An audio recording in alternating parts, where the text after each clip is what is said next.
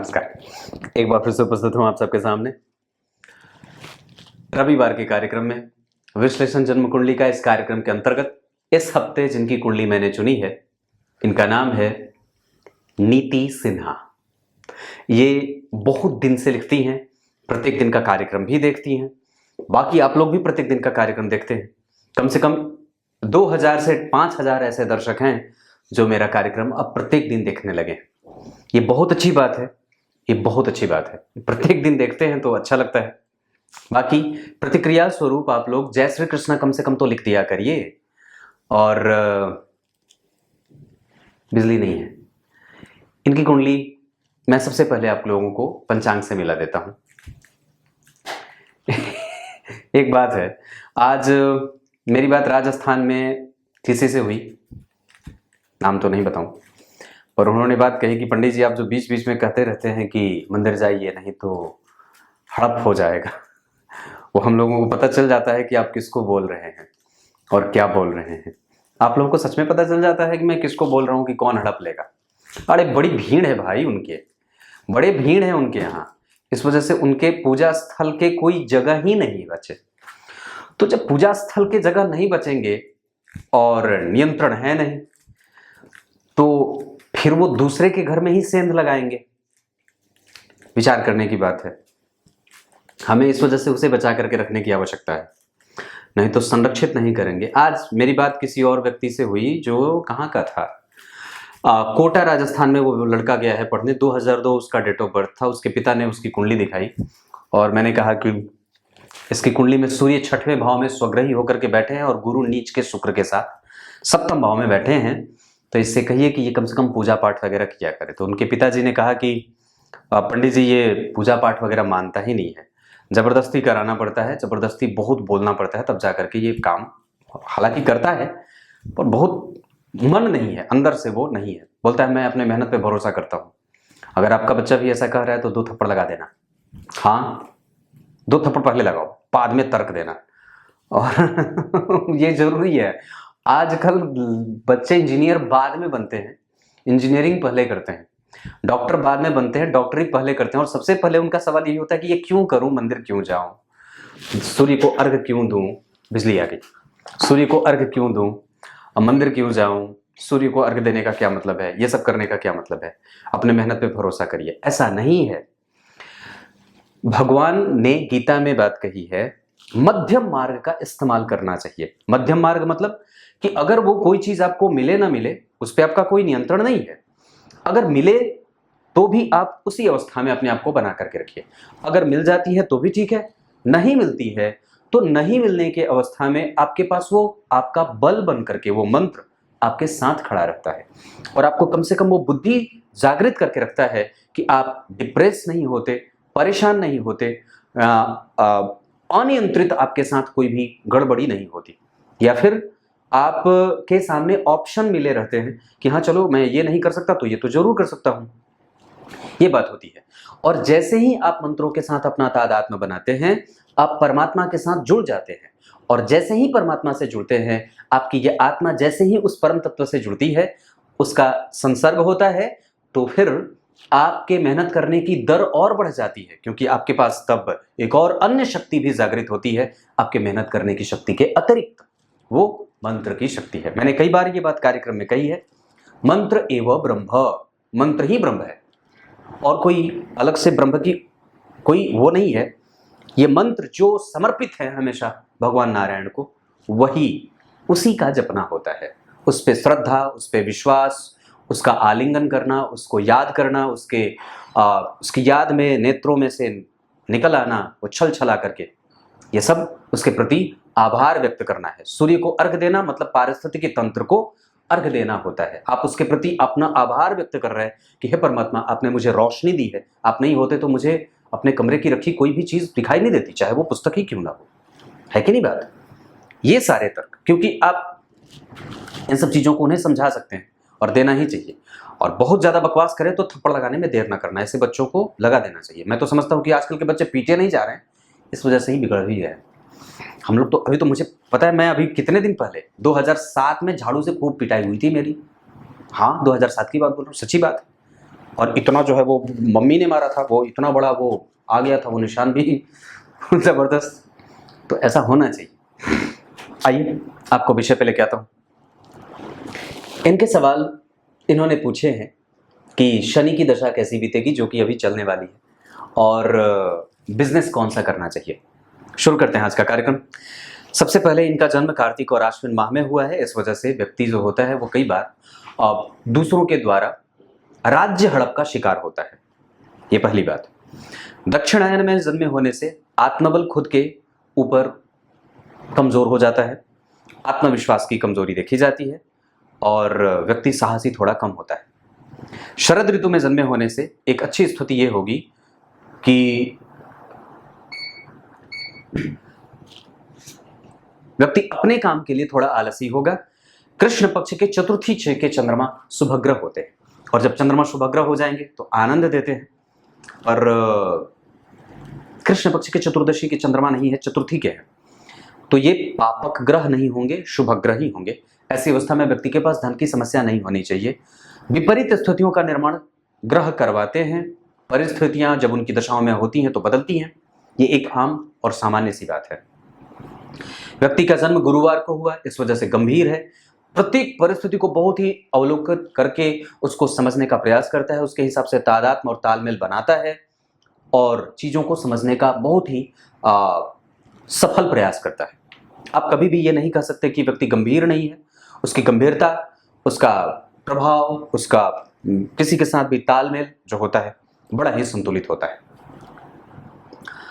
रोहिणी नक्षत्र में जन्मे होने से व्यवसाय करे तो ज्यादा बढ़िया है। व्यतिपात योग में नुकसान होता है, कई बार स्वास्थ्य बहुत लंबा खींच जाता है, या घर में ही कई बार नुकसान की स्थिति बनती है जहां कई बार दवाइयों का सहारा लेना पड़ता है। व्यतिपात योग बहुत ज्यादा अच्छा नहीं होता। वैश्य वर्ण और मनुष्य गण के होने के कारण कभी कभी व्यक्ति पिस जाता है, दूसरों के कुचक्र से, दूसरों के प्रभावों से, दूसरों के कारण कई बार उसको नुकसान होता है। उसका अपना जो स्वभाव है उसमें भी थोड़े से बदलाव की आवश्यकता है, जैसे ईर्ष्या, द्वेष, छल, कपट, मोह, मात्सर्य, मंद, प्रमाद, आलस्य, ये सब नहीं होने चाहिए। ये सब आपके दुर्गुण हो सकते हैं। और सबसे पहले अगर दिन में पूजा करने का वक्त ना मिले तो आप लोगों को मैं बात बताऊं, सुबह जब उठते हैं आप, जैसे आज ही मेरी किसी से बात हुई, उड़ीसा की वो जातिका थी, झांसुगुड़ा की, तो मैंने उनसे कहा कि आपको मैंने जो मंत्र दिया था वो जपते हैं या नहीं, तो उन्होंने कहा पंडित जी वक्त ही नहीं मिलता है। मैंने कहा अगर ऐसा है, वक्त नहीं मिलता, तो आप जब सुबह उठते हैं बिस्तर से, उसी समय बिस्तर पे बैठ करके आप कम से कम उस मंत्र का उच्चारण कर लीजिए 10 मिनट, उसके बाद अपना नित्य कर्म में चले जाइए। तो ये काम भी आप कर सकते हैं, ये काम भी होता है, कर लेना चाहिए। अगर आपको दिन में वक्त नहीं मिले तो सुबह बिस्तर पे जब बैठे हैं, आपके बिस्तर पे उतर करके या उसी समय भगवान को प्रणाम करके आरंभ में पांडवों का नाम अवश्य लेना चाहिए, बजरंगबली का नाम अवश्य लेना चाहिए, भीष्म पितामह का नाम अवश्य लेना चाहिए, सनक सनंदन सनातन सनत कुमार का नाम अवश्य लेना चाहिए, ऋषियों का नाम अवश्य लेना चाहिए, सप्तर्षियों का नाम अवश्य लेना चाहिए। ये हमारे पूर्वज हैं जिनसे ही हमारी गति बनेगी। इस वजह से, और कम से कम कोई एक मंत्र, जो आपका कोई भी मंत्र हो, उसको नाम महामंत्र है वही आप जप लीजिए 10 मिनट बैठ करके। दिन भर का काम तो उसमें बनता रहता है, आप हमेशा जप सकते हैं। ये स्थिति बनती है। आइए मैं आपको विश्लेषण पे लेके आता हूँ। सबसे पहले समझते हैं कि जन्म कुंडली में इनका नुकसान भी हुआ हो या किसी भी तरीके का, जैसे आपकी कुंडली में अगर देखेंगे तो मंगल की दृष्टि यहाँ जा रही है, मंगल की 7वीं यहाँ, जो गुरु और मंगल का योग बना है, वो गुरु जन्म कुंडली में 7वें भाव के अधिपति होकर के यहाँ बैठे मित्र की राशि में, जहाँ के अधिपति होकर के सूर्य नीचा विलासी हो रहा है, कन्या राशि की तरफ वो नीचा विलासी हो जाते हैं, और गुरु की दृष्टि यहाँ से उठ करके अपने भाव पे जा रही है। इसका मतलब है कि व्यक्ति व्यापार कर सकता है और उसका डेली रूटीन ठीक है। और शनि को मंगल ने देखा है, तो मंगल पहले देख लिए, 7वीं दृष्टि यहाँ कमजोर, इस कुंडली के लिए वो बहुत अच्छे नहीं होते, तो दारिद्र दोष लगा देंगे। 11वें भाव के अधिपति और 6वें भाव के अधिपति होकर के भाग्य को देखेंगे तो कमजोर भी करेंगे, और व्यक्ति को कई बार लाभ भी देते हैं, पर बड़ा कमजोर सा। तो मंगल की दृष्टि यहाँ पे दिए, यहाँ के लिए थोड़ी कमजोर होगी, लाभ देगी, लाभेश देख रहे हैं तो, लेकिन नुकसान भी है। और मंगल की दृष्टि यहाँ पे शनि, तो शनि की दृष्टि और तो जन्म कुंडली में यहाँ दिख रही है, गुरु की दृष्टि यहाँ दिख रही है, राहु की दृष्टि यहाँ दिख रही है, और शनि की दृष्टि यहाँ चंद्रमा को, और चंद्रमा से ठीक 4 घर आगे गुरु बैठे, और चंद्रमा के ठीक आगे पीछे कोई ग्रह नहीं, और ऊपर से शनि की दृष्टि पड़ गई, यानी कि चंद्रमा के ऊपर किसी भी शुभ ग्रह का कोई प्रभाव नहीं है। लेकिन शुभ ग्रह का प्रभाव इसलिए रहेगा क्योंकि चंद्रमा से 4 घर आगे गुरु बैठे हैं। इससे जातक के अंदर वैमनस्व नहीं है और व्यक्ति के पास कम से कम प्रगाढ़ता है, मजबूती है, और वो अपने व्यय को संतुलित करना चाहता है। ऋण से मुक्त हो जाएगा, चाहे किसी भी तरीके का होगा। दुश्मनों से वो विजेता और विजित हो जाता है, क्योंकि मंगल की दृष्टि यहाँ पड़ रही है और एक ग्रह चंद्रमा भी देख रहे हैं, राहु भी देख रहे हैं, और कम से कम इस भाव से केंद्र में गुरु बैठे हैं, या 6वें भाव के अधिपति के साथ गुरु बैठे हैं। शुभ ग्रह का बैठना ठीक होगा, मंगल की दृष्टि यहाँ के लिए लाभदायक है। ये इतनी सी बात मैंने बताई। तो कहने का मतलब क्या है कि ये शनि मंगल का जो संबंध बनेगा, जैसे मंगल की दृष्टि यहाँ पे, तो कई बार व्यक्ति का कारोबार नुकसान में होता है। और चंद्रमा को केमद्रुम नहीं लगेगा, केमद्रुम यहाँ लगा है पर वो भंग हो जाएगा केमद्रुम, ये सबसे अच्छी बात है। नौमांश कुंडली अगर गुरु की राशि की बनी हो, इसे अच्छा कहेंगे, क्योंकि मंगल यहाँ से केंद्र में ही आ रहे हैं, जो कि पंचम भाव के अधिपति हैं। इस वजह से व्यक्ति की कुंडली में दाम्पत्य क्षेत्र ठीक रहेगा, क्योंकि कम से कम द्वितीय भाव के अधिपति चतुर्थ में और पंचम भाव में चंद्रमा जो बैठे हैं वो ठीक ठाक बैठे हैं। हालांकि इस कुंडली के लिए वो अच्छे नहीं होते। दशमांश कुंडली में गुरु और शुक्र का एक साथ आना, ये कर्म क्षेत्र के लिए और करियर के लिए बहुत अच्छा रहेगा। शनि लग्न में, यहाँ शनि केंद्र में, और यहाँ पे शनि केंद्र में, हर जगह शनि का केंद्र में होना शनि की दशा को अच्छा जाने वाला बना रहा है। दूसरे नंबर पे इस कुंडली के लिए वो भाग्य भाव के साथ साथ अष्टम के अधिपति होंगे तो दोष भी लगेगा, लेकिन कम से कम केंद्र में बैठे हैं तो कुछ न कुछ अच्छा अवश्य ही दे देंगे। चंद्रमा केमद्रुम से बाहर है, केमद्रुम भंग योग है। मंगल मेहनती बनाएंगे, और बुध और शुक्र जैसे दो शुभ ग्रह व्यक्ति को समाज में प्रतिष्ठापन्न और यश, कीर्ति, मान, सम्मान, पद, प्रतिष्ठा और प्रभाव व्यक्ति का बना रहता है। पर नुकसान क्यों होता है? क्योंकि जन्म कुंडली के द्वितीय भाव के अधिपति 12 में बैठे हैं। पैतृक संपत्ति बहुत ज्यादा, पर 12 में तो सुख कम, राहु की दृष्टि तो उसको भंग लगा, और भाग्य भाव के अधिपति राहु के साथ तो उसमें कमजोरी बनती है। इस कारण से व्यक्ति को कई बार पितरों का आशीर्वाद मिला होता है, पर निकटस्थ जो लोग होते हैं वो कई बार दुखदायी हो जाते हैं। एकादशवें भाव के अधिपति जो हमारे जीवन का प्राप्त करने वाला भाव होता है, उस भाव का अधिपति जन्म कुंडली के मारक ग्रह, मारक होंगे ना सप्तम भाव के अधिपति के साथ, परंतु मित्र के साथ बैठे हैं। इस वजह से व्यक्ति के पास कम से कम जीव को समझने की क्षमता होती है, बुद्धिमानी, कन्विंसिंग कैपेसिटी, और व्यक्ति का ज्ञान पक्ष, बुद्धि पक्ष और अनुभव पक्ष बहुत अच्छा होता है, और व्यक्ति किसी को भी अपनी बात आसानी से और सरलता से समझा देता है। इसके अतिरिक्त और भी बहुत अच्छी बात होगी, इनकी कुंडली में बुध और शुक्र एक साथ जन्म कुंडली के पंचम भाव में बैठे हैं, जो व्यक्ति को क्रिएटिविटी देने के साथ साथ सबसे अच्छी बात है कि व्यक्ति प्रेम का भूखा है, जिसके कारण वो कई बार थप्पड़ खा चुका है। मतलब ये कहने का है कि व्यक्ति हमेशा ही सब पे भरोसा करता आया है, हमेशा ही सबके लिए कुछ ना कुछ उदार मना होकर के प्रस्तुत करता रहा है, पर जब उसकी बारी आती है तो सारे मुंह मोड़ करके निकल जाते हैं। ऐसा क्यों? क्योंकि द्वितीय भाव के अधिपति 12 में है और चंद्रमा से मंगल चौथे बैठे हैं। इस वजह से व्यक्ति कम से कम, एक और भी बहुत अच्छी बात बता दूं तो, आरंभ में छोटे भाई बहनों का सुख बड़ा मिलता है, पर इस भाव के अधिपति नीचा विलासी है, इस वजह से बाद में चल करके वो सब तितर बितर हो जाते हैं, और सब नुकसान करने वाले बड़े भाई, छोटे भाई, सब लोग किनारे हो जाते हैं। ऐसा इसलिए हो रहा है क्योंकि द्वितीय भाव के अधिपति 12 में है और उस पर शनि की दृष्टि है। द्वितीय भाव के अधिपति यानी कि धन भाव के अधिपति जो चंद्रमा है वो उच्च के हैं, लेकिन उस पर शनि की दृष्टि और अन्य किसी ग्रह का कोई प्रभाव नहीं होने के कारण कई बार व्यक्ति का मन मस्तिष्क, व्यक्ति का स्वास्थ्य, व्यक्ति की बुद्धि और व्यक्ति का धन निराशा की अवस्था को प्राप्त करता है, और एक अवस्था में आने के बाद उसको कुछ भी दिखाई नहीं पड़ता है, जहाँ ना तो उसका कोई होता है। लेकिन एक बहुत अच्छी बात है कि जन्म कुंडली के पंचम भाव की स्थिति और जन्म कुंडली के सप्तम भाव की स्थिति मैं कभी भी कमजोर नहीं कहूंगा, क्योंकि शनि की दृष्टि भी पड़ेगी तो भाग्य भाव के अधिपति होकर के देखेंगे तो व्यक्ति के जितने भी सुख संसाधन की स्थिति होगी वो उसके पुत्र से मिलेगी, बड़े और छोटे दोनों पुत्रों से उनको लाभ हो सकता है। और ऐसी स्थितियां जातक के जीवन में देखी जा सकती हैं। खास करके अगर आप जन्म कुंडली में यहाँ देखते हैं तो सम संख्या की राशि में बुध का बैठना, जो कि लाभ भाव के अधिपति हैं, और शनि जन्म कुंडली में केंद्र में बैठ रहे हैं लग्न में। ये थोड़े कमजोरीपन के साथ, लेकिन मैं समझता हूं कि इसे बहुत ज्यादा व्यापारिक दृष्टिकोण से अगर देखेंगे तो लाभ के संकेत बनेंगे। शनि मंगल प्लास्टिक, चमड़ा आदि से संबंधित अगर कारोबार करना हो, या दवाई के सेक्टर में काम करना हो, या फिर आप फार्मा जो होता है, फार्मेसी, वही दवाई ही बोलते हैं ना, फार्मेसी, उससे संबंधित, या फिर फर्टिलाइजर, इससे संबंधित भी कोई काम बने तो आसानी से कर सकते हैं।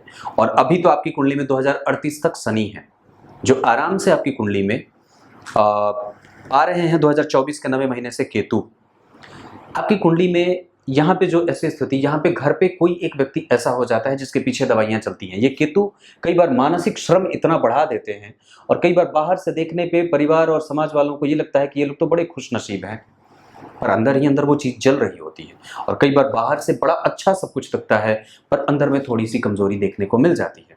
तो ये सूर्य और केतु के कारण हो रहा है। आपकी जन्म कुंडली में चंद्रमा के ऊपर शनि का प्रभाव ठीक नहीं है। शनि की 7वीं दृष्टि यहाँ पे सामान्यतया ठीक होगी, क्योंकि मित्र की दृष्टि को देख रहे हैं, और 10वीं दृष्टि यहाँ पे सामान्यतया इस भाव का अगर अधिपति गुरु इसे नहीं देखता तो शनि की दृष्टि हावी होती, जिसके कारण व्यक्ति के पति को लंबी उम्र नहीं मिल पाती। इसका मतलब है कि सप्तम भाव पे अगर शनि की दृष्टि पड़ेगी तो व्यक्ति के पति को उम्र तो मिलेगी, लेकिन राहु और शनि और इस भाव से पीछे 4 घर सूर्य और केतु, और आगे ठीक राहु और शनि के कारण रोग की स्थिति भी बनेगी। और चतुर्थ भाव में केतु बैठ करके घर में, परिवार में रोग व्याधि की अधिकता देने लगते हैं। इस वजह से व्यक्ति को अपने कुल देवता की पूजा और गणेश जी की पूजा करते रहने की आवश्यकता है। आपकी कुंडली में सूर्य 24 डिग्री के बैठे हैं, और मैं एक बात और भी कह दूं, वो चित्रा नक्षत्र में बैठे हैं, और मंगल शुक्र के नक्षत्र में, मतलब सूर्य जिस नक्षत्र में बैठे हैं वो मंगल शुक्र के नक्षत्र में बैठे हैं, जो स्वग्रही हैं, और वो शुक्र विशाखा के बैठे हैं, जिसका अधिपति गुरु जन्म कुंडली में कहीं ना कहीं सूर्य के साथ बैठा है।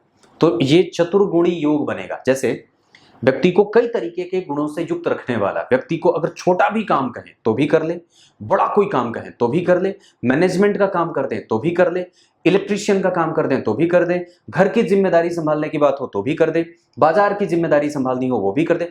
मतलब दुनिया का ऐसा कौन सा काम है जिससे इस व्यक्ति से कोई भी कोना छूटा हो। इसने सारे काम करे हैं और सारी चीजों का अनुभव व्यक्ति लेकर के बैठा है, क्योंकि शुक्र विशाखा के बैठे हैं, और वो गुरु जन्म कुंडली में जिस स्थिति में बैठे हैं उस अवस्था में कहीं ना कहीं उनके पास बल है। कारण क्योंकि नवांश कुंडली में वो अपनी ही राशि के बैठे हैं। ये गुरु को यहां से ज्यादा अच्छाई यहां पे मिल रही है।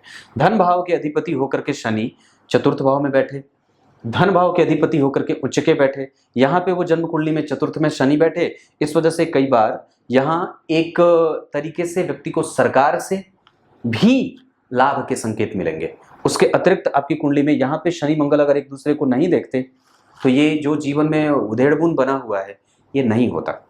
शनि मंगल का संबंध जब कभी बन जाती है कुंडली में, ऐसे कभी बन जाए तो थोड़ी सी कमजोरी ज्यादा बढ़ जाती है, और एक बार व्यक्ति बहुत ही टॉप क्लास का जीवन जीता है, फिर उसके बाद नीचे बहुत आ जाता है। तो ये चीजें बनती हैं। इस अवस्था में आपको सबसे पहले लाजवर धारण करना चाहिए, और उसके अतिरिक्त बजरंगबली की पूजा, हनुमान चालीसा का पाठ, मंदिर का दर्शन, और विष्णु सहस्त्रनाम का पाठ रात को सोते समय, पूर्वजों के निमित्त दीपक दान। अब मैं आपको और भी चीजें बता देता हूं। जैसे एक एक ग्रहों को अच्छे से समझते हैं। सूर्य आपकी कुंडली में जिस स्थिति में बैठे हैं उसके आधार पर वो बैठे हैं जन्म कुंडली में कन्या राशि में। कन्या राशि पृथ्वी तत्व की राशि होती है, तो अग्नि तत्व का ग्रह हुआ और पृथ्वी तत्व की राशि में बैठ गया। इसका मतलब ये होगा कि उसका मेल नहीं है, और मेल जब नहीं होगा तो परेशानी बढ़ेगी। तो किससे? तो 2 तरीके से समस्याएं बन सकती हैं। ये लग्न 3 नंबर का बना है और 5 नंबर की राशि बनती है जन्म कुंडली के तीसरे भाव में, और गौर करिए तो इनकी कुंडली के लिए सबसे सर्वाधिक महत्वपूर्ण और बहुत अच्छा अंक 5 ही होगा। और वो जन्म कुंडली में सूर्य राहु केतु के संपर्क में आकर के व्यक्ति के लक्ष्मी को खोद खोद करके निकाल रहे हैं और बीमारी में लगा रहे हैं। इस वजह से जातक से सूर्य को अर्घ अवश्य ही देना चाहिए। रविवार को नमक का सेवन बिल्कुल बंद कर देना चाहिए। ये काम सूर्य के लिए।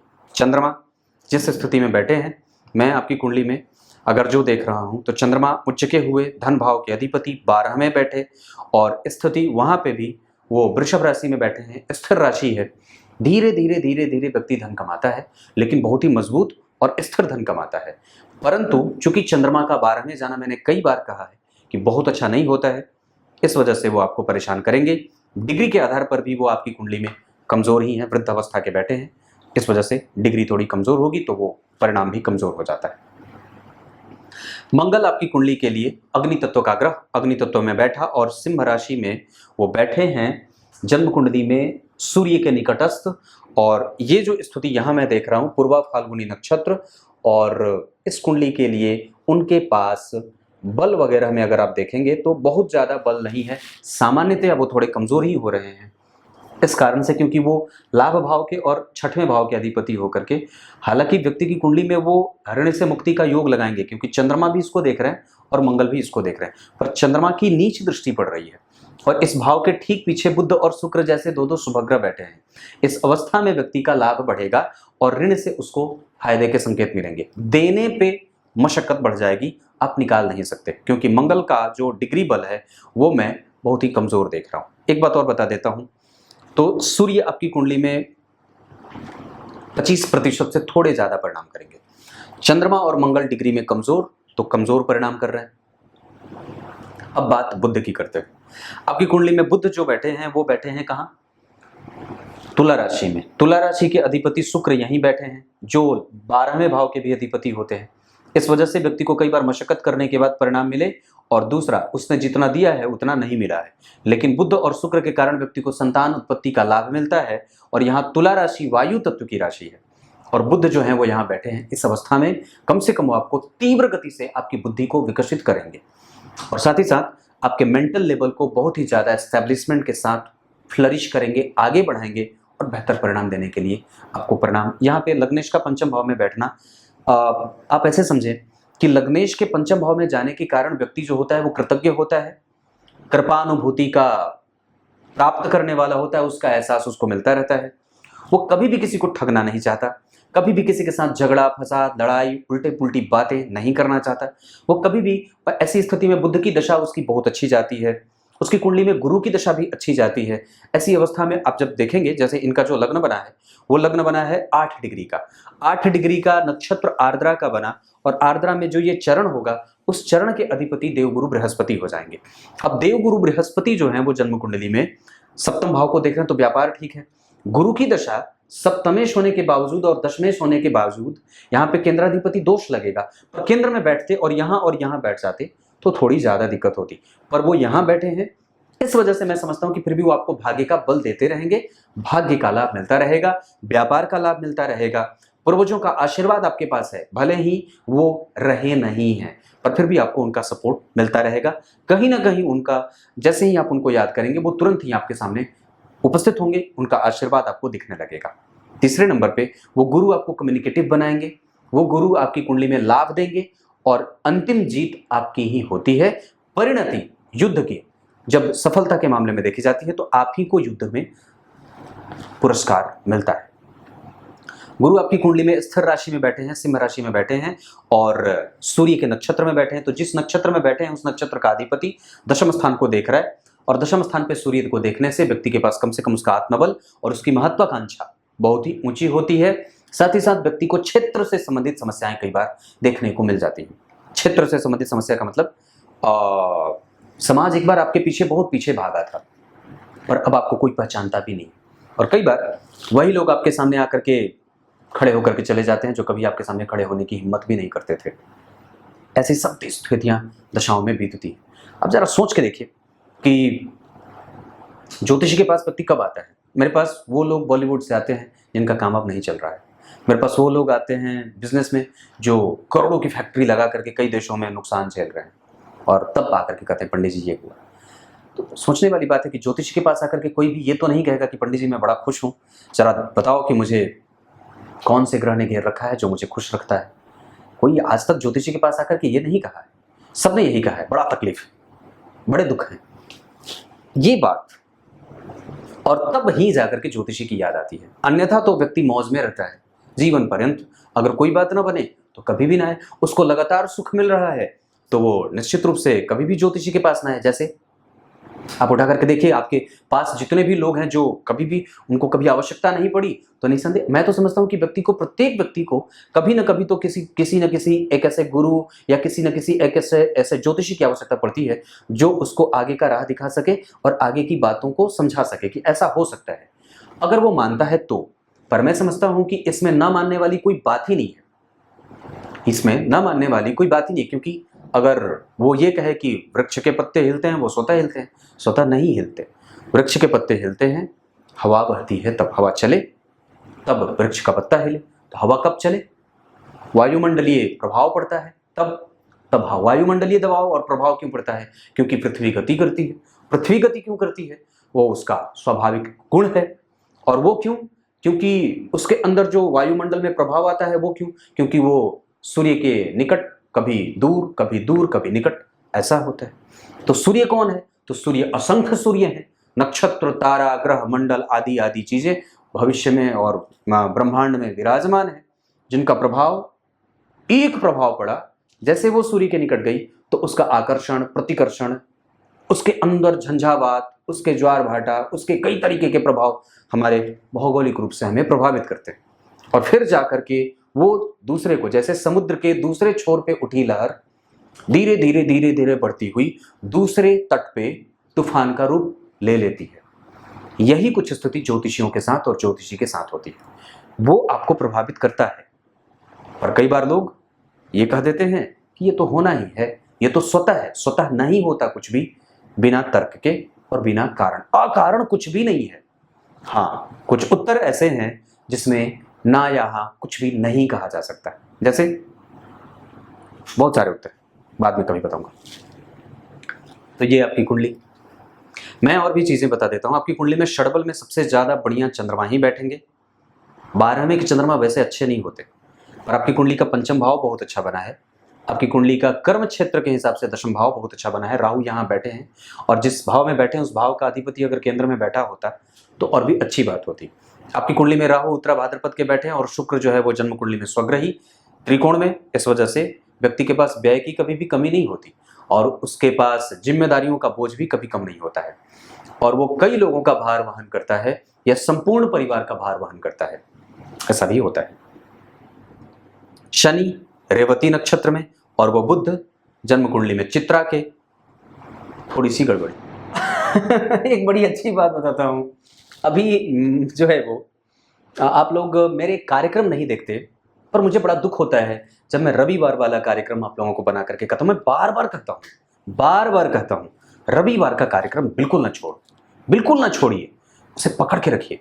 आप लोगों के नहीं देखने के कारण मुझे रविवार का कार्यक्रम शनिवार के शाम को भेजना पड़ रहा है, क्योंकि मैं ये जान गया था कि लोग ये जान गए हैं कि रविवार को पंडित जी कुछ भी अलग बनाते हैं, और अलग बनाने के चक्कर में वो गुड़ गोबर कर देते हैं, जबकि ऐसा नहीं है।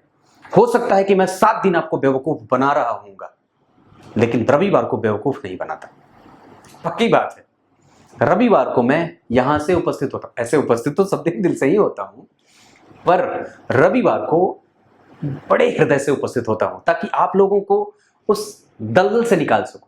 मेरा छोटा सा प्रयास ये होता है, जैसे सूर्यार्घ वाला कार्यक्रम, जैसे तीर्थ वाला कार्यक्रम, जैसे यात्रा जो करी जाती है उसके सूर्य को अर्घ देने की विधि, नाम जप किया था, कृष्णाय वासुदेवाय हरे परमात्मने प्रणतः क्लेशनाशाय गोविंदाय नमो नमः। इसकी कोई आवश्यकता नहीं थी क्या? बिल्कुल थी, और मैं समझता हूं कि यही चीज की आवश्यकता है, यही चीज की आवश्यकता है। अब आइए आगे बढ़ता हूं। वक्री शनि कई बार दुखदायी होते हैं, और 29 डिग्री पे जाकर के बैठे हैं, इस वजह से आपको कम से कम वो रेगुलराइज करेंगे।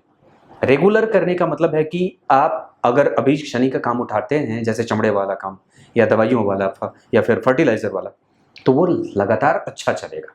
शनि के पास बल भी है।